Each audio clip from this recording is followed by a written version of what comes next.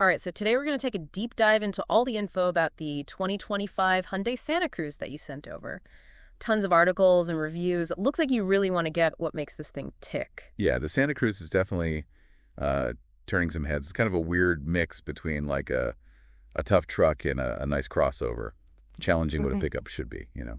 Yeah, one of the first things I noticed is that it has unibody construction. Most pickups have a separate frame, but the Santa Cruz has the body and frame all together like a car. So besides the great handling, what else does that affect? Oh, it changes a lot. Unibody construction means it's usually lighter than a body-on-frame design, so you save fuel. And it usually means a much smoother ride, you know, like a car. And believe it or not, it can free up more space inside. So better gas mileage, a comfy ride, and a roomy cabin. Not bad at all. Let's talk about the engine now. There are two options: a base 2.5-liter four-cylinder and a turbocharged upgrade. For someone who isn't a car expert, what's the difference? Well, the base engine is like a solid workhorse. Yep. You know, it gets the job done. Pretty decent gas mileage. 22 in the city and 30 on the highway, which isn't bad for a pickup. But if you want some more power, like when you're emerging on the freeway or towing something, then the turbocharged engine is where it's at. It gives you like a huge horsepower boost going from 191 to 281. So turbocharged means more fun, but worse gas mileage, right? What about towing? Does the turbocharged engine tow more? That's where things get a little tricky with the Santa Cruz. The turbocharged engine can tow up to 5,000 pounds, which is respectable. But we also have to think about the payload capacity, how much you can put in the bed and cabin combined. Gotcha. So how much payload can the Santa Cruz handle?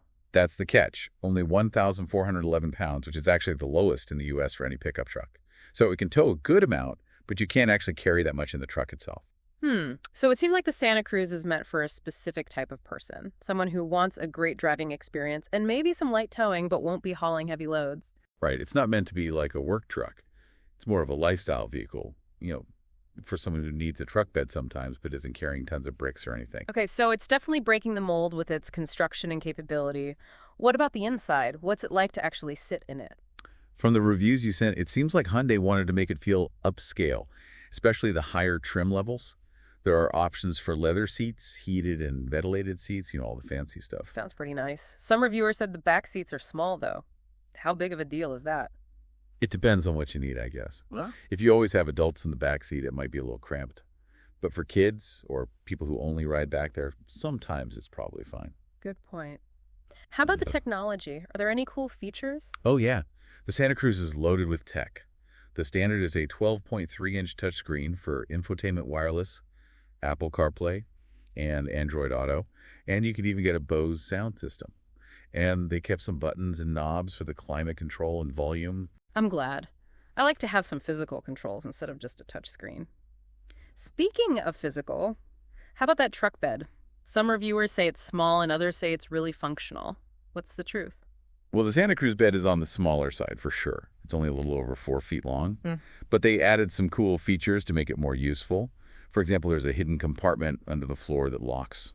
You can keep valuables or things you don't want people to see in there. That's awesome. Perfect for tailgating or camping. Anything else that makes the bed special? It also has a built-in drain. Like if you're at a tailgate and the ice melts and you have water in the bed, you can just drain it out. Oh, wow. That is clever. It seems like they thought of everything. Okay, let's switch gears and talk about safety. How safe is the Santa Cruz bed? It got really high safety ratings from the government and independent testing. Even the base model has tons of safety features. Forward collision warning lane, keeping assist, and automatic emergency braking, both forward and reverse. And rear cross traffic alert, too. It's a very complete package. Wow, they really did go all out. So it's safe, stylish, and fun to drive. But all that must cost a lot. Is it worth the price? That's the big question.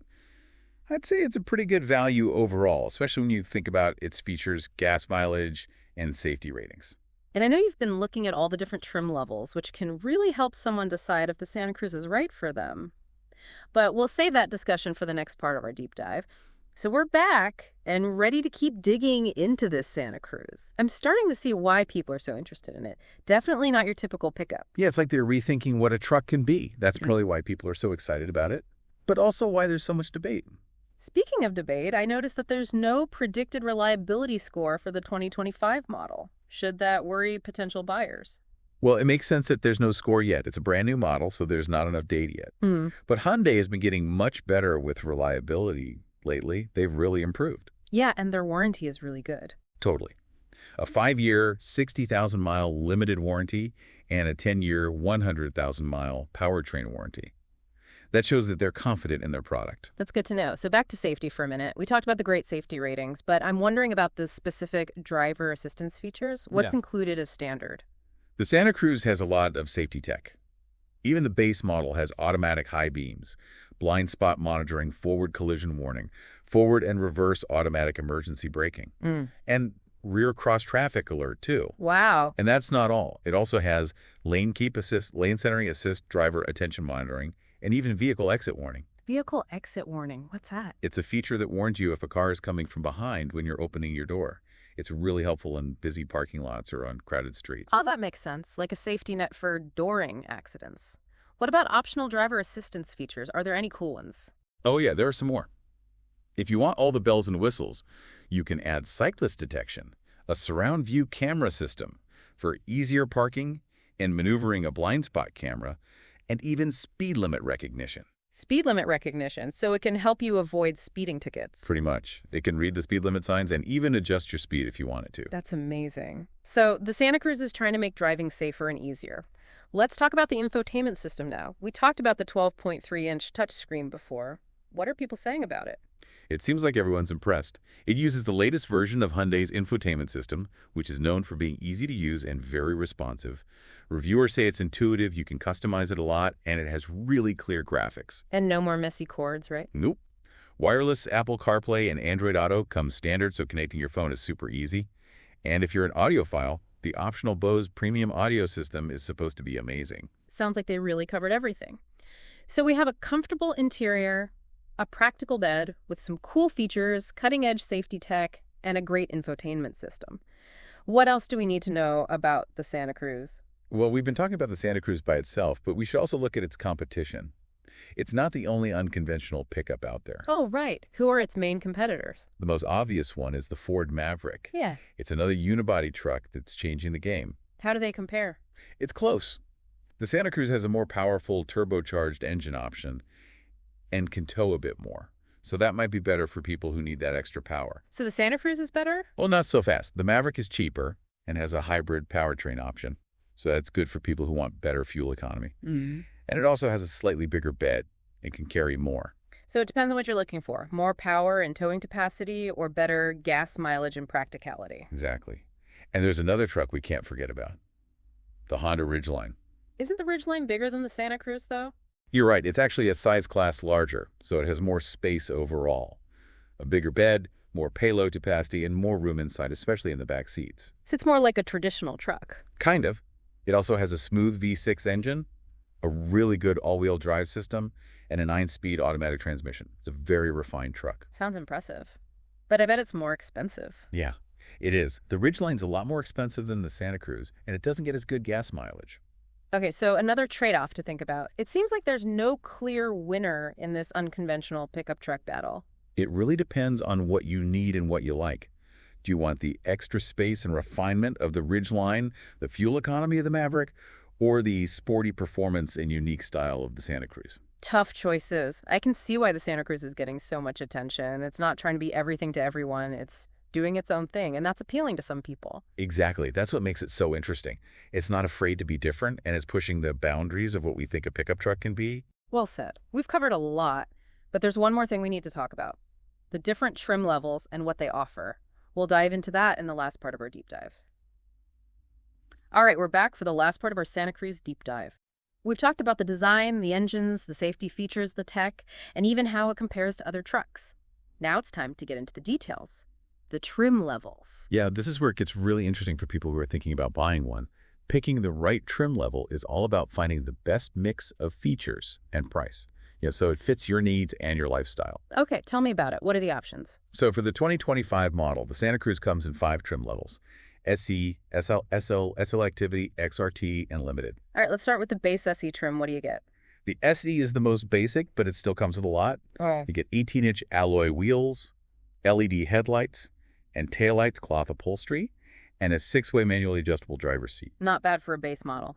Is the tech basic too? Not at all. You still get that 12.3-inch touchscreen infotainment system, a 4.2-inch driver information display, a 6-speaker audio system, and of course wireless Apple CarPlay and Android Auto. So even the base model has good tech. What about the SEL trim? What's better about that one? The SEL adds some nice comfort and convenience features. You get synthetic leather upholstery, an 8-way power-adjustable driver's seat with power lumbar support, heated front seats and side mirrors, and dual-zone automatic climate control. Okay, getting fancier. What about the SEL activity trim? Like the name says, this trim is for people who want to use their Santa Cruz for, activities.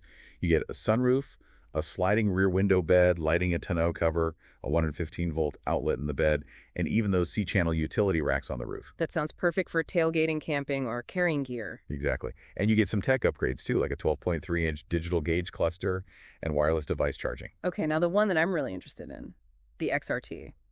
It sounds rugged and adventurous. Yeah, this is for people who want to go off-road. It has the powerful turbocharged engine, all-terrain tires, front tow hooks, and a redesigned front fascia for a steeper approach angle, so you can handle those off-road obstacles. So it's not just for looks, it can actually go off-road. Right. But they didn't forget about comfort and convenience. The XRT also have onboard navigation, voice recognition technology, adaptive cruise control, and even a digital key. Wow, that's a lot of features. Now let's talk about the top-of-the-line limited trim. This is the luxury one, right? Exactly. The Limited is all about premium features and materials. You get real leather upholstery ventilated front seats, an 8-way power-adjustable front passenger seat, a heated steering wheel, rain-sensing windshield wipers, a Bose premium audio system, and 20-inch alloy wheels. They really went all out. So if you want the fanciest Santa Cruz, the Limited is the one to get. It is. Yeah. But it's also the most expensive, of course. Right. So choosing the right trim level is all about finding what you need, what you want, and what you can afford. Definitely. And I think this deep dive has given you all the information you need to make a good decision. I agree. We've talked about everything about the Santa Cruz, from its unique design to its great features and capabilities. Now it's up to you to decide if this truck is right for you. Yeah, and that's the fun part. It's about learning, exploring, and finding the perfect vehicle for your adventures. Well said. Thanks for joining us for this deep dive into the 2025 Hyundai Santa Cruz. We hope you enjoyed it. And as always, we'll leave you with something to think about. If the Santa Cruz is a mix of a car and a truck, what other weird car combinations do you think we'll see in the future? Until next time, happy driving.